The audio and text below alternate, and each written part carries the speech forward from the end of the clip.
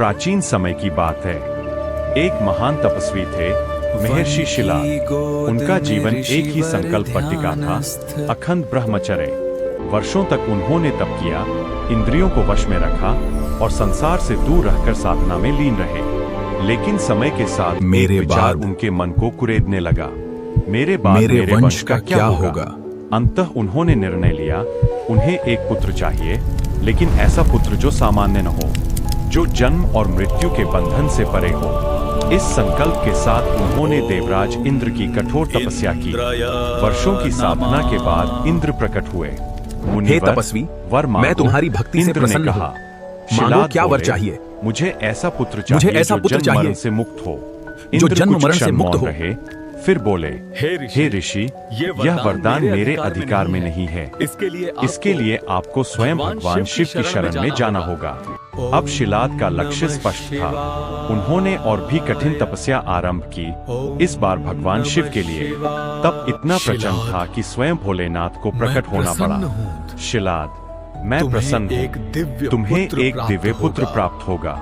कुछ समय बाद उनके यहाँ एक अद्भुत बालक का जन्म हुआ, नंदी। नंदी साधारण बालक नहीं था, उसमें एक दिव्यता थी, एक शांत तेज था। शिलाद का हृदय आनंद से भर गया, लेकिन यह सुख अधिक समय तक टिक न सका। एक दिन ऋषियों ने शिलाद को बताया, तुम्हारे पुत्र की आयु बहुत अल्प है। यह सुनकर शिलाद का हृदय टूट गया। वे नंदी के पास गए और सत्य बताया, लेकिन नंदी विचलित नहीं हुआ।